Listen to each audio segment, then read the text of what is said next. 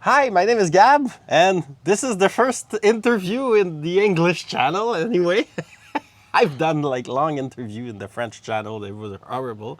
So I'm here with Ali, my beautiful girlfriend, from Olives and Orgasms, which is a YouTube channel, and that you can go and watch, and it talks about food and sex, and I gotta say that it mainly talks about sex. For now. For now. There you go. And so I have something to propose to you. As you know, I have a small tool that I go check what people are searching on Google. I call it the web asks or something.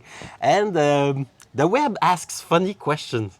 So I went online and I searched for a few questions that people were asking in your topics of knowledge and project for right now. And I was wondering if you would like to answer a few questions that people are asking themselves. That sounds fun. It does? Perfect.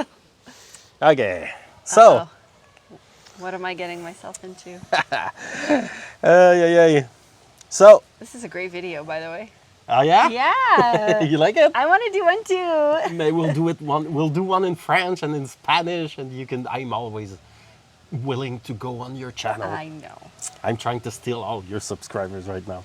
Okay, so one of the first keyword that I put in my little tool is a threesome, Yes. because somehow people are asking themselves like a really funny question. It's the So, number one fantasy is the number one fantasy? for group sex. It was my number one fantasy. It was on my bucket list. Now it's all right. So what is a threesome?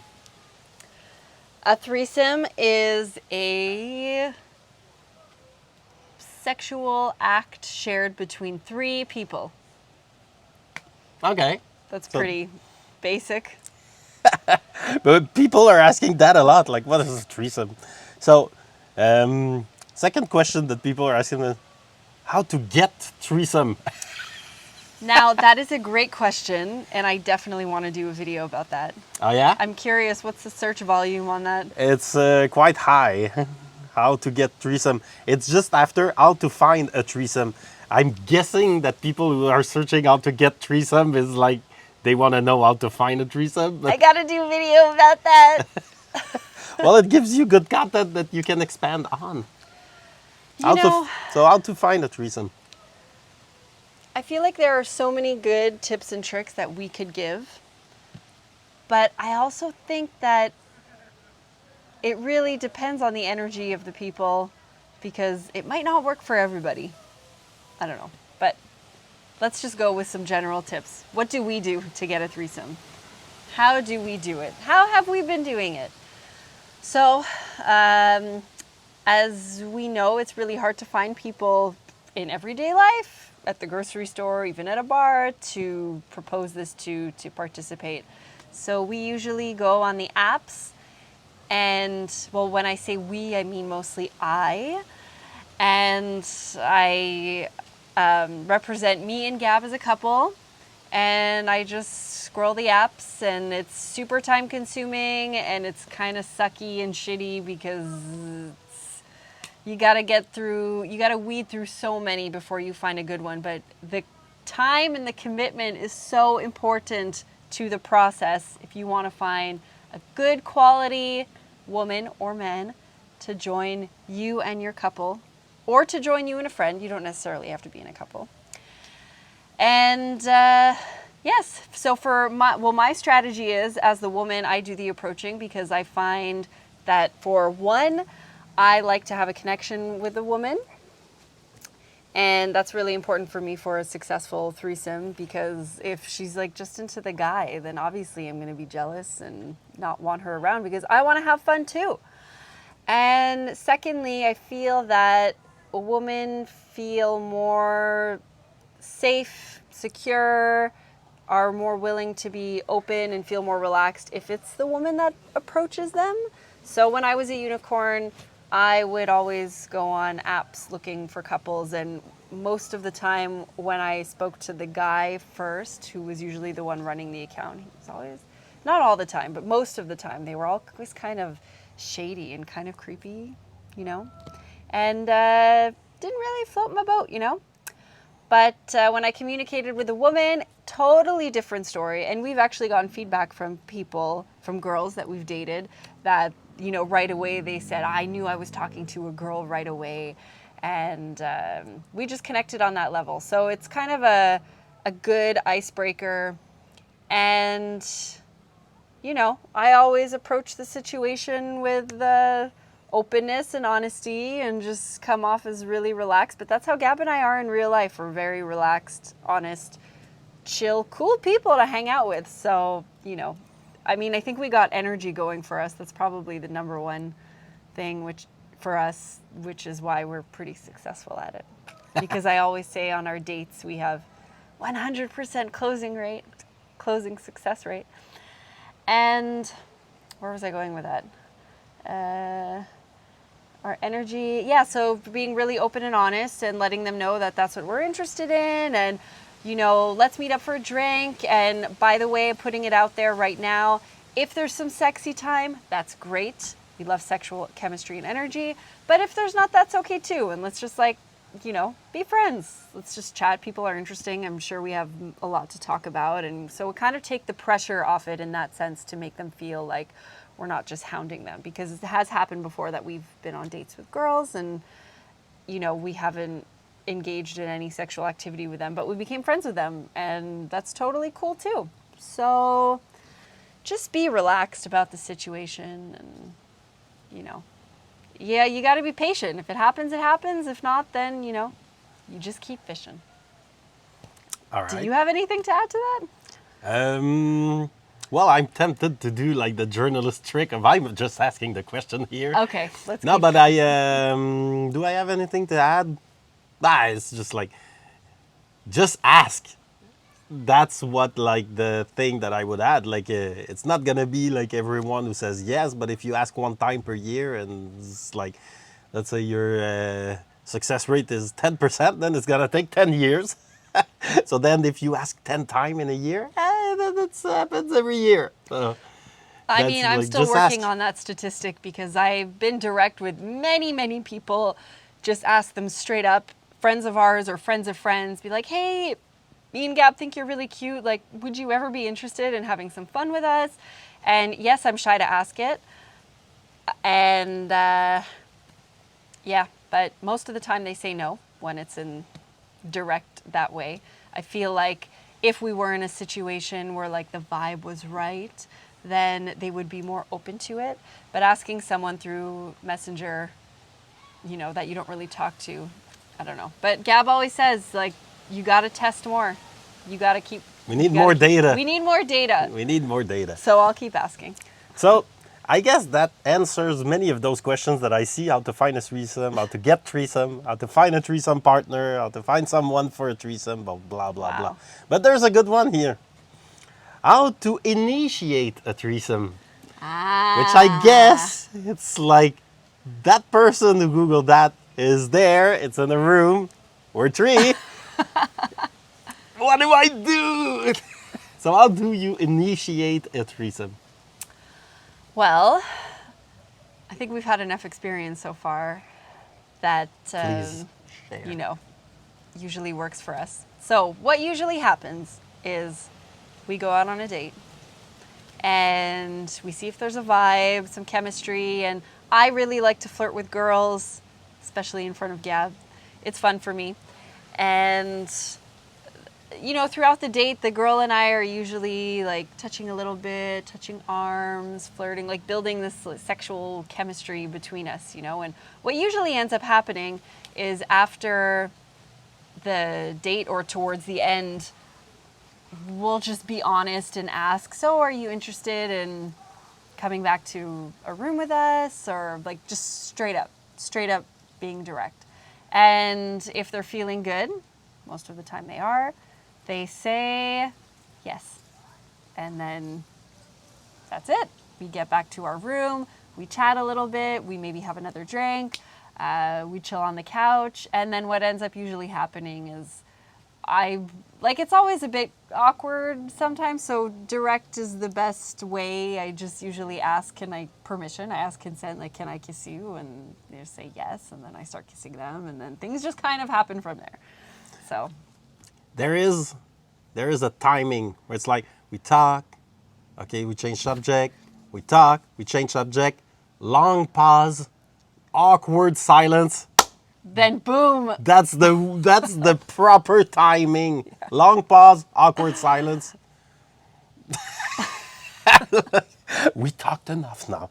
Yeah. So I would say wait for the long love pause, that. awkward silence. That should always come after about 15 to 30 minutes of talking. That's so precise. It's such great advice. But it's like that's the question that they ask. I say like talk for a bit, then pause. If she starts a new subject, just empty the subject, Then long pause, awkward silence. And then go Ask for for it. consent. That's good. Like, Always ask for consent. yeah, like can I kiss you? It's a good setup. Consent is sexy. Yeah, concept is sexy. It is. So people are wondering then because they were wondering how to find a threesome, and your answer was just go on the apps. Then they want to know threesome apps. Which threesome apps should I use? They're all terrible. There is not one app which I would say has worked. No, I'm lying. There is an app that is successful for us. But there's no app that exists, which makes me think that maybe we should develop one, that is well made for searching for a threesome. The ones that are geared to that specifically, like three-way and unicorn something, like they're all kind of glitchy and not a lot of people use them. And then there's Field, which is for all people who are a little bit more open-minded, which I haven't used much. And Tinder and Bumble, all those apps that are made for single people, they're not made for couples. So the algorithm isn't that great. And when you are a couple on there, eventually you get booted and permanently kicked off the app, which I find is so harsh. Just make a category. What's the big deal? What's the big D? They want to make it a love searching. Yeah, but Tinder's not a love searching app. It's I'm horny tonight. Who can I fuck? Pretty. All right. So that covers pretty much the threesome. What does the internet want to know about threesome? Then I search for sex, and then questions about sex, and questions that are not too obvious. And I gotta say that I didn't know people were Googling for that, and now I'm curious because I don't know the answer. What? So one of them is, why does my stomach hurt after sex? My stomach doesn't hurt after sex. I'm guessing it's girls.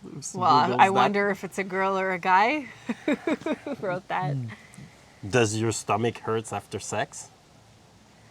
I mean, not really, but I'm guessing maybe if the guy pounded her vaginal wall so hard. Like, I don't know if I'm equipped to answer this question. So you don't know? I don't know. You never heard that? I don't know, no. Okay, so we don't know. All right. There's also this great one, which I'm guessing is like people who never had it. What does sex feels like?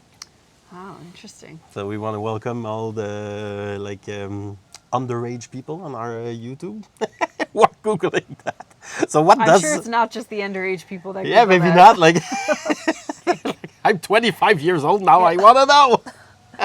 What does sex feel like? Oh my God, I can throw out like a million adjectives right now. It feels like passionate, exciting, sometimes painful, sometimes smelly, orgasmic, good, great. I don't like this. Yeah, I don't know. It's a hard question to answer. I wonder what comes up on Google when you Google that. We'll Google it after. We're gonna check. Yeah. What does sex feel like? What does sex feel like to you? Sex feels like a so there's a it depends. Sex for the first time, okay, with someone feels like there's a hunt kind of, and the awkward silence come after. Like we all know why we're here, but it's the elephant in the room. We're not talking about it. And then at some point, you're like, okay, this is happening. And then it's like, okay, like clothes are getting off. So then it's like that feels like the achievement of the project of the night. It's And adrenaline too. so then it's like aha, and then you see a naked body for the first time. So you're like, He still does that. yeah, well, that's what sex is. And then it's like this thing where you're like not used to the other person. So then sex feels good, but also feels like discovery. Like you're Yeah, I just feel like oh, all shit. these new neurons are firing up in your Yeah. brain. It's like new smells, new scents, new textures, new everything. And yeah, you explained that pretty well, because having sex with someone for the first time, there's definitely that like little awkwardness, or well, awkward, that pause, that like, Yeah. what would you call it? 'Cause sometimes it's not awkward. It's just like No, but it's the just moment between the before and when it happens. There's a moment there. And then once it happens, it's just like your body and your mind and everything. You're just so excited. You're so stimulated to Yeah. discover. then, yeah, exactly. So then when you have sex for the second to thousandth time with a person, there's none of that. Like the hunt is done. Like so, there's no like. You're done hunting me. Yes, now we're hunting together.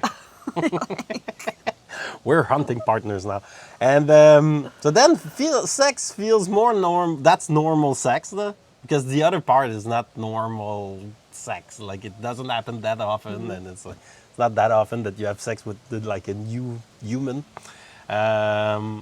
Then sex feels just like feels good. I mean, it's like I'm horny. And then you're like, oh, let's do a set of 6 to 9 things. God, you made it sound so boring. People want to know. And then it's just a climb to, it's slowly like, I'm excited 1%, and then I'm excited 10%. And then when you reach somewhere between like 80 to 90%, oh my God, I'm going to come. And that part is nice. Yes, and that's the nicest part. And then you're like, and then you relax in bed and you chill, and that part is also fun. It's like, okay, I'm not horny anymore. You feel good in your body. You're glowing. The endorphins are pumping. I love that part, especially in the morning. I love it too. So, that's an interesting question. What occupation has the best sex life? That's really interesting. Again, I want to Google this. I want to know. I'm guessing like a few. A few came to mind, but then Like there are some parameters that those, I think would not work. billionaires, oligarchs, porks that have like boats. That seems like a pretty like interesting. What was the question? Have the most sex? Or As the best sex life? How do you define best sex life? Because those guys that you're talking about, I'm thinking that they just have a lot of really meaningless sex with girls that they don't even know their faces. It's just girl after girl, and it's like doesn't mean anything. And after a while, you're just numb. Yeah. So then I would say second place, YouTubers about sex life. Like, we have a pretty interesting sex life. We have like a normal couple sex life, Yeah. and we have like an adventurous threesome sex life. So YouTuber would be there, and I don't know. You know, the first thing that came to my mind when you asked this was people like doctors, lawyers, this. But then I'm like, I don't think so. You know, in terms of time and stress and... Yeah, you need time. You need time. But maybe doctors, they have like they know about the Anatomy. human anatomy. They're like, let me bring my speculum. Okay, I'll just rub this like... all right. So I really like this one. How do lesbians have sex? Am I a lesbian? Are A lot you? of my viewers think I'm a lesbian, and then I just use you for your money. It's a good use of my money. Yes. Um, How do lesbians have sex? I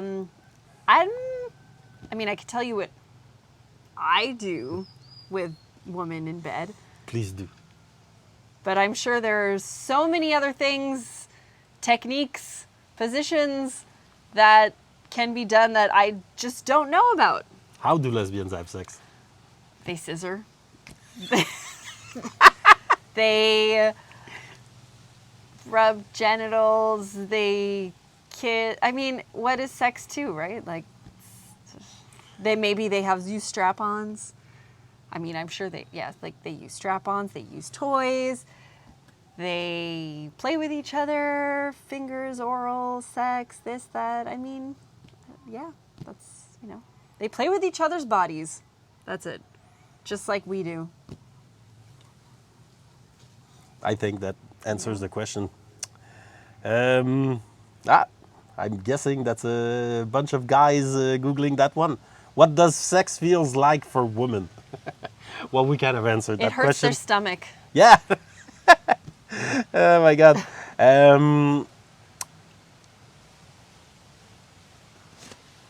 Interesting. Why do people have sex? Oh man, I feel like this can be a whole video in itself. Why do people have sex? To feel validated, to experience pleasure, to connect with another human, to learn about their bodies, to feel intimate with their partner, to have fun, to experience new things, to test boundaries, to test limits, to play with fantasies. I know, I feel like it could go on. Interesting. To feel like animals. I feel like that's something you would say. Well, that's would be my answer. Like, people having sex can procreate. And people who don't like sex, they procreate less. So over 2.5 billion years of evolution, the people who don't like sex, they've been like, there's not that many of them anymore. And the people who are left on Earth, they like sex because they procreated and then they survived more. And that's it. It's just like a gene that was like slowly chosen over time. It's like people who like sex will survive, and people who don't like sex, maybe you won't have that many kids. And That's then, interesting that you answered it that way because, in terms of procreation, because I don't think or want or ever want to talk about children. yeah, but that's one human. But what about 2.5 Yeah. billion years of things? There wasn't like even humans before that. We were like weird crabs in the sea. Like, but even back then, we're like. So if I don't want to procreate, does that mean I'm not gonna live? I'm gonna be like an extinct species? What about the people who like sex but don't want to procreate? They will What be. happens to those people? Their gene will be slowly like extinct, slowly extinct, like 2.5 billion years of I'll be like. dead by then. And we were like we were monkeys like us, like for about 300,000 years. So we didn't have even that many chance to root out genes as little monkeys yet. But we're slowly doing it, slowly for sure. So I don't know. Like, there's a few other questions, like how to prepare for anal sex.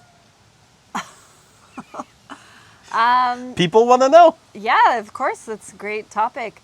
I wouldn't actually know exactly what steps you should do because whenever I've done it, it's always kind of been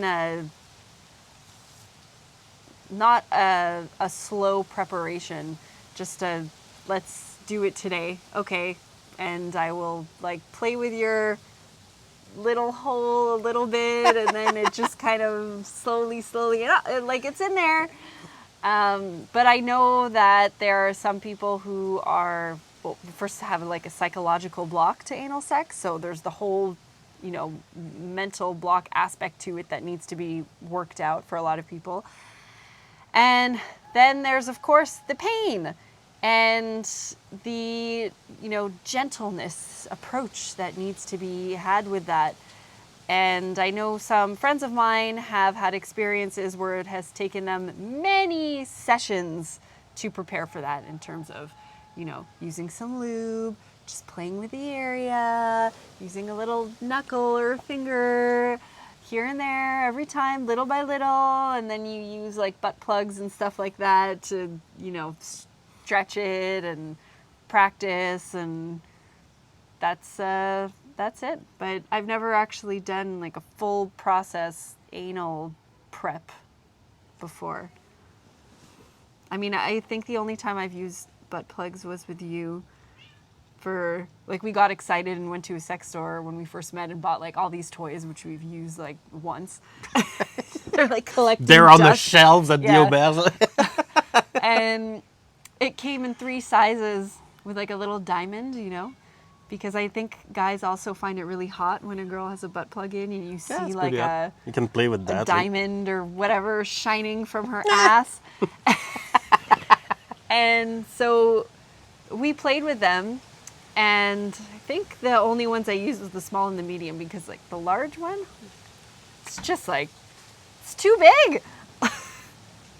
I mean, I like anal play, but to that extent, I'm just like, just whatever.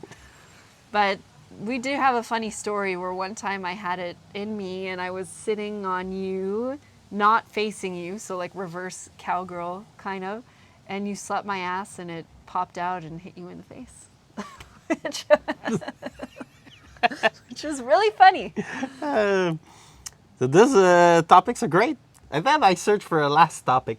Yeah. And then, because, okay, go subscribe to Olives and Orgasms. She is gunning for that 100,000 subscribers by the end of 2023 or something.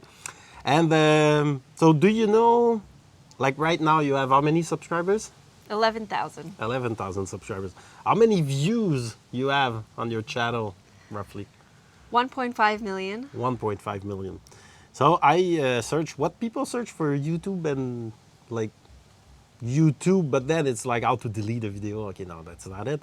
I was like, money, YouTube. Mm-hmm. Everybody searches for how much money does YouTube pays per million views. Ah. That's what people want to know. So how much money does YouTube give you per million views? Per million?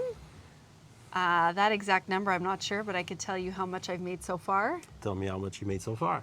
About $4,000. $4,000, and you have how much? How many views? 1.5 million. All right, so like it would be $3,000 per million views. Mm-hmm. That's for your topic, which is sex, threesome, apps, and stuff like that. Yes. So that's it. That answers the question. And is that your only source of income?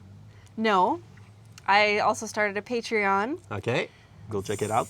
Yes, Olives and Orgasms, where I'm attempting to practice some audio erotica about our sexy stories. Oh. And that's a new platform that I'm learning too. And I'm finding out that it can be quite lucrative with the right amount of work and time put into it. And so far with that, I'm making about $200 a month. $200 a month. So I have about 24 patrons. And yeah. Okay. So that gives an idea with 11,000 subscribers. Yeah. How long ago did you start your channel? 6 months ago. But I got monetized 5 months ago. So that's pretty impressive numbers. Well done. Yes, thank you.